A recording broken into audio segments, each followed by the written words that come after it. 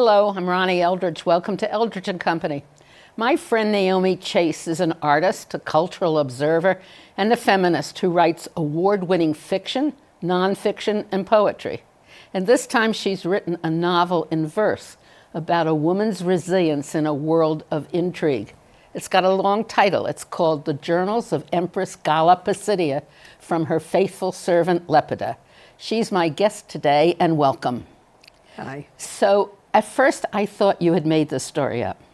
Really? Yeah. Why? Because I'd never heard of it, and I don't really know much about the Holy Roman Empire and all of those times. Right. And then I found out that it was real, and then I thought, oh, that's my smart friend Naomi. She knows all these things. So, did you know this story just automatically? I mean, No. did you know it? No, I didn't. I was in Ravenna, in Italy, which was the place of, it was instead of Rome, it became the ruling city of the Roman Empire after the Goths razed Rome in 450 AD. And they moved it to Ravenna because there were such marshes there that it was impenetrable. And You mean for their defense? for their defense, right. And there was a mausoleum there. It was the mausoleum of Galla Placidia. Very, very beautiful building. And the story in the Michelin was that she had built this for herself so that she could be buried sitting upright. And I thought, wow, I mean, who is this person? And then they mentioned, or the Michelin mentioned that Gibbon had her story in The Decline and Fall of the Roman Empire. He said she had been kidnapped by the Goths and rescued by her brother, half-brother, who was then the emperor of the Western Empire, for 100 wagon loads of corn. Well, there wasn't any corn at that time in history. It was bread. I mean, wheat. So I was just fascinated by this. And then I was back in Ravenna again with my daughter about 10 or 15 years after that. And I just thought, this is a very intriguing person. I started looking up, see what I could find about her. And the most surprising thing was that despite all recent feminist history, there was very little written about her. So I started to research her, and I was then working on another book, and I just couldn't handle the stories of two women at once, so I put it aside. And I went back to it about 3 years ago. I really started it as a novel, and I didn't know enough about the period. I was really afraid to take on a historical novel. And a friend of mine who was then a professor at MIT said, you know, that's good, you could just make this stuff up. That's true. Right. That's what I feel about my early life. You just make it up. You make it up, right. Right. So I was fascinated by her because she was such an unusual person. Here was this royal Roman princess. She was kidnapped by the Goths when they razed Rome. She was about 16. She was a prisoner for 5 years. And I thought, how was this woman who was raised in such luxury, how did she live? What was going through her mind? She ended up marrying a Goth chieftain. And then she was finally ransomed by her brother and eventually became a regent for her son and ruled Rome. I mean, a lot of years in between there. But she had an amazing life. How do you do research for something like that, especially if Gibbons had it wrong? Well, I was actually working at MIT at one point when I was working on it. I went to some of the professors in the history department there, and they suggested some things that I read. And then I think I looked in I was in London. I looked it up in one of the libraries there. I looked in all the libraries that I could find. There was very little written about her. So I read what I could and read about that period in the empire, and that there's now a fair amount on Wikipedia. Oh, that's interesting. Yeah. Did you put it on? No, I did not put it on. I wouldn't dare. Yeah. Right. What was the difference between the Goths and the Romans? The Goths were originally from Scandinavia. There were a number of tribes like the Goths who were in Northern Europe at the time that Rome was actually fading as an empire. And they were being attacked by the Huns, who were coming from the east, and they had been driven out of their own land, really, by the need for food, by wish to have a secure place to live. They were all trying to get to Rome, and they were all trying to cross the Danube. And one of the leaders of these small tribes actually became a mercenary for the Romans. They did fight for the Romans, and they were promised, in return for their service, they were promised land in the empire, which was really the goal of most of them. But they were very badly treated by the Romans, and Alaric was badly treated because he was owed money for fighting for Galla's father, in fact, and they refused to give it to him. So he basically said, well, okay, I'll show you. And he took the city and kidnapped her. In the novel, you talk about how they dressed, the difference. Yes. Can you? They dressed in animal skins. So were they hunters? They were hunters. They were traders. They were like the American animal hunters in the West. They lived on their skins. They lived in them. They lived on them. They had their tents covered with the skins on the floor. They wore their hide for leggings, and they were considered barbarians. So the Romans were in their togas and right. And the Romans considered these people barbarians. I mean, it was the usual. You could compare it today to kind of ethnic hatred. It never ends, does it? It never ends.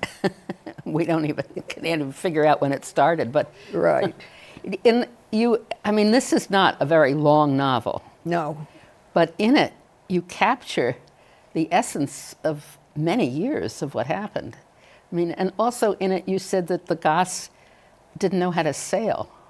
No, they didn't know how to sail. And isn't that strange, coming from Scandinavia? Well, they were originally, the original Goths, or Visigoths, were in Scandinavia, but they had moved gradually across Europe. And in fact, there is a poem later in which Lepida, who is a royal Goth lineage, can't understand that the Romans bury their people in the ground because the Goths always buried them in the water.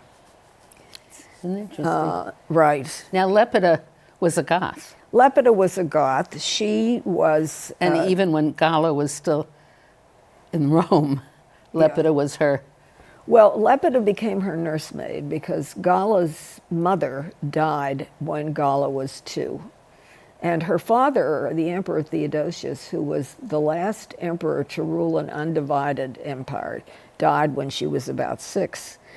And there's nothing to say how they actually found this particular child, except that her family was crossing the Danube and they were drowned, and she was seized as a hostage and ended up as a nursemaid to Galla. And she was more than a nursemaid. She accompanied her into captivity. She was with her through her entire life. So she was like a sister or a best friend? Yes, she was her confidant. Yeah. And the journals were a fiction that I made up because I wanted something where Galla could tell her own story. So this is 2 stories at the same time.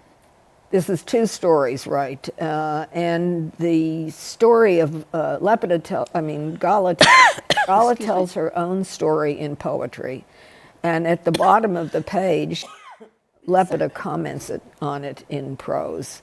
And one of the reasons I did it that way was because I wanted to get a lot of historical fact into the book, and I did not want Galla talking about history.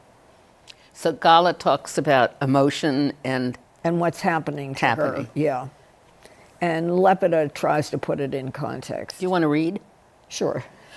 Well, I'm just going to start with the first paragraph that Lepida so that you have some insight into her. Okay. She says, "Let me tell you about my mistress. My name is Lepida. I am no historian, but a Goth and a slave. I was my mistress Galla Placidia's nurse and confidant from her second year until her death, and she always refers to her as my mistress. Though I'm educated, I never tried to record my life as she has done here in her journals. She started them when the Goth Alaric razed Rome and kidnapped her. She wrote, she said, to keep an accounting for history. She wrote to survive." And the first poem is a statement by Galla about why she has written this and how she distrusts historians, because they are always pandering to the people they are writing about, and she thinks they lie. So this is to the reader. "Do not trust those fickle chronicles whose noses graze the throne's floor to write your life. Would you credit Cleopatra's last words to Antony before the ass bit her, unless she spat them from her dying lips? Historians lie. I'd rather scratch my own form on a triumphal arch than let my heirs engrave it. Cast your own shadow. A life is small." And then Lepida says, after this in prose, "This was my mistress's first entry in her journal. As we sat in her Rome palace with Alaric and his Goths at the city gates, she said to me, 'I count on you.'" The next poem is about how Alaric took Rome. This is Galla speaking. 6 April 410, how Alaric took Rome. Alaric, the Goth king, whose knee I sat on as a child, yesterday took Rome, took me. His men stole, raped, set fires, no worse, my Goth nurse says, than Romans when they laid waste her kin. I was ready. We had waited years as Alaric advanced, withdrew, each time returning bolder, each time more men, demanding more gold. The Senate owed him, but knit their hands. He split them open. Then Lepida says, "There were months, days, when the Goths camped outside Rome. Those nights, my mistress refused to dress for bed. She would sit till dark in her purple robes and gold armbands, should the enemy strike after midnight, and she not be prepared." I guess as I went on figuring out what I was going to do and what I was going to write, well, I wanted to know what she was like and what she felt. And I had recently read a sort of best-selling book about Cleopatra where there was very little about Cleopatra because people don't know very much about her. But there was a great deal about Egypt at the time. And I think everybody wants to know, what was she like? What did she look like? What did she feel? Did she really love Antony? And that was the way I felt about Galla. I wanted to know what she was really like. So I made it up. Right. Do you have the same disdain for historians that she has? No, I think historians were more than like TV commentators today. They were made almost to write about the rulers. They wrote poems on various occasions, when somebody was married, when somebody was born, and it was like an early patron system, much more based on money than I think during the time of the Elizabethans. Yeah. They lived that way, and I don't think they ever told the truth. That was not their aim. It's interesting. Do you think still? No, I don't really read that much history, but some of it seems.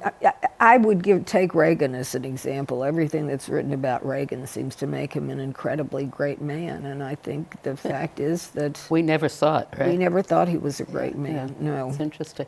So let's go back to Gala's story because she marries how many times? She marries twice. But he was really the love of her life. Everybody thought at the time she was really in love with him. This is Alaric. Alaric died Right. in a battle. They diverted a riverbed in order to bury him because They put him in water. that was an old Goth tradition, and then replaced the earth, as well as the slaves, naturally, who dug the grave. And he was replaced by Athwulf, who was a cousin of his, who then took over. And Alaric had taken the Goths down the western coast of Italy to Sicily, trying to get to Africa. So the next king took them back, went to Spain, and tried to settle there. And she married him in the interim, and then had a child with him who died. And almost immediately after this child died, Athwulf was killed. And she immediately said that her half-brother had done it. This is another part of the story. This is a very nasty family. Because her father had been married. Her father she was the child of her father's second wife. She had two half-brothers. One who was the child of the first wife. Both were children of the first wife. One was the emperor of the West and one of the East. And she was considerably younger. So, and the two children of the first wife were not crazy about her, and they, of course, had not been crazy about their stepmother, who did not live very long. She was born with, what, a survival instinct, but also more than that? I think when you describe her resilience, I think that was one of her main characteristics. And Lepida says about her early in the book, she had to negotiate her own life, and she pretty much, according to Lepida, negotiated her own marriages. And so it's not, when Lepida says that, we have to wonder how much she actually went after this man, who at the time was her imprisoner. And then when she was rescued by her half-brother, one of the reasons was that the Roman general wanted to marry her. So she was his stepstone to the throne. And does Lepida say he was short and ugly?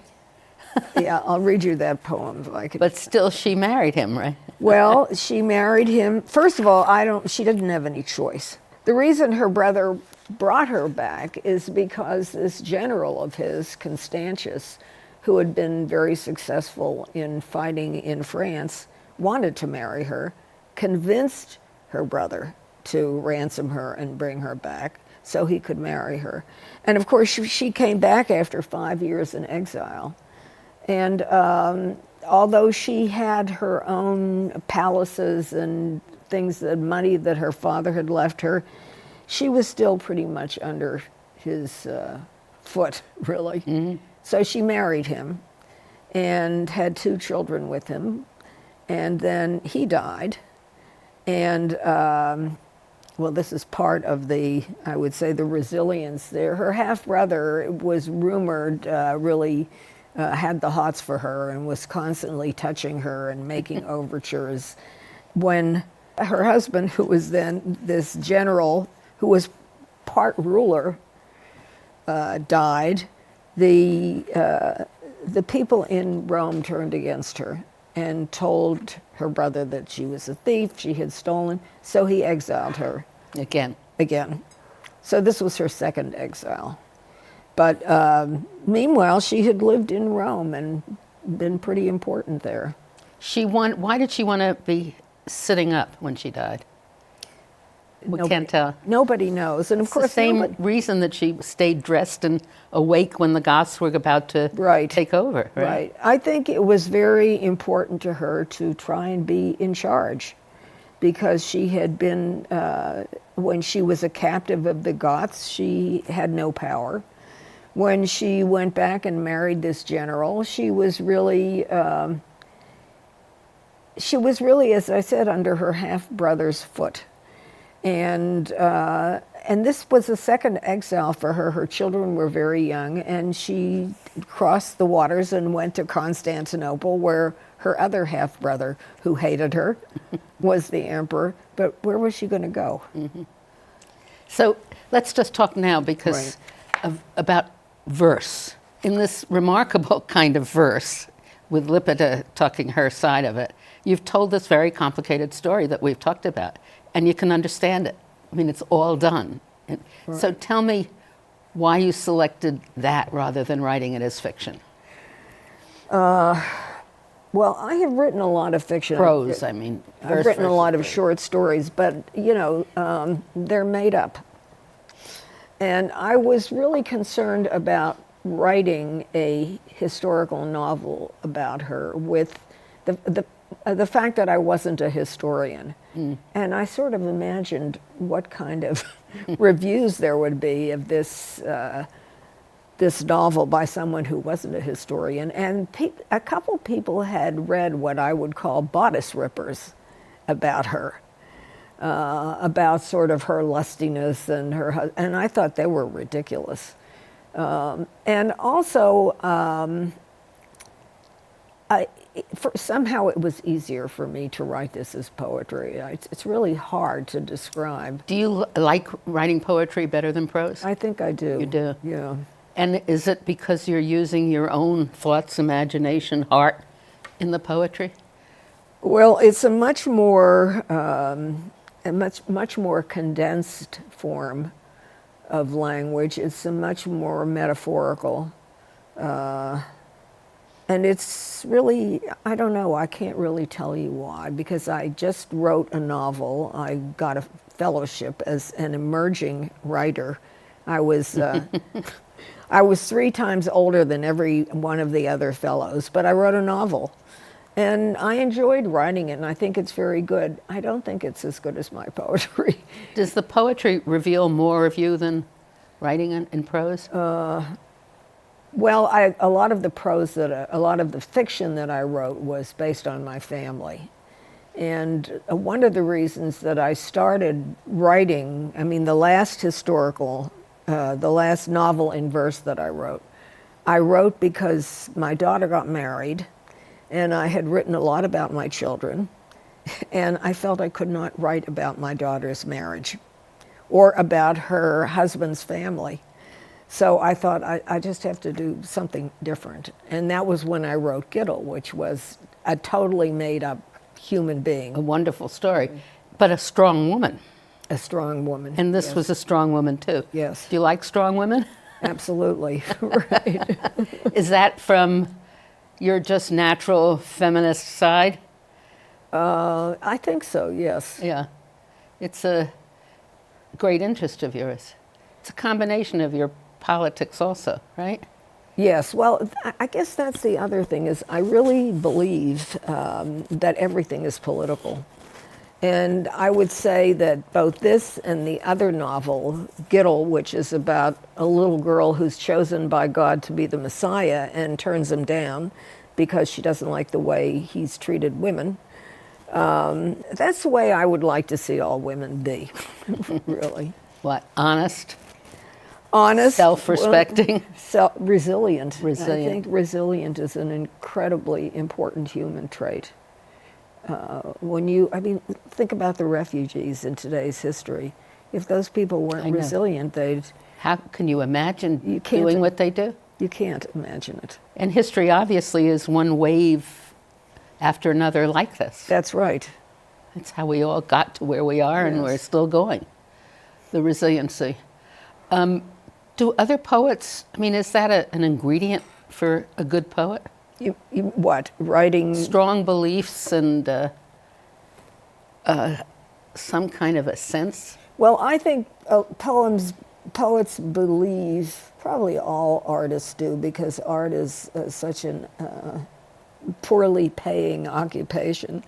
I think they have to believe very strongly in what they're doing. And I think I do think they're driven in some way to either keep on painting or writing or what, because you certainly You get lost. You can't make a living unless you're in the teaching business, really, or as a painter unless you really hit Is it harder for women poets than men, do you think? I don't know if it's any harder now. It certainly used to be.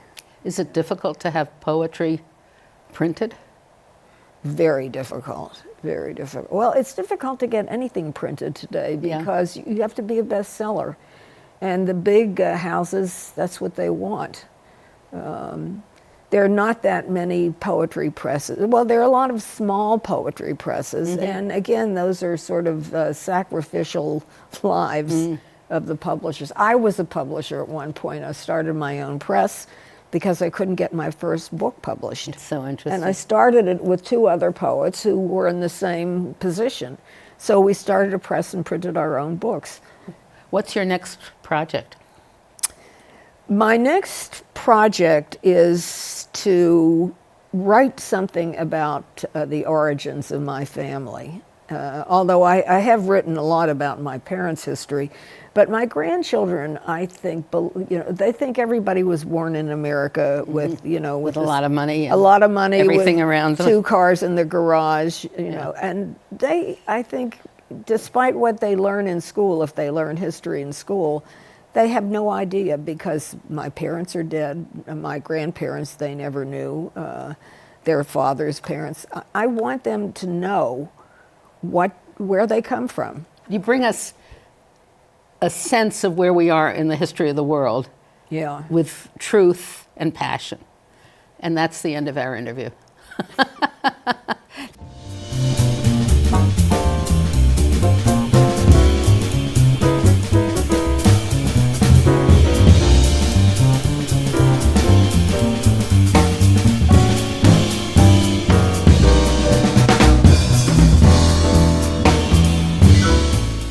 If there are any people you'd like to hear or topics you'd like us to explore, please let me know. You can write to me at CUNY TV, 365 Fifth Avenue, New York, New York, 10016. Or you can go to the website at cuny.tv and click on Contact Us. I look forward to hearing from you. Thank you.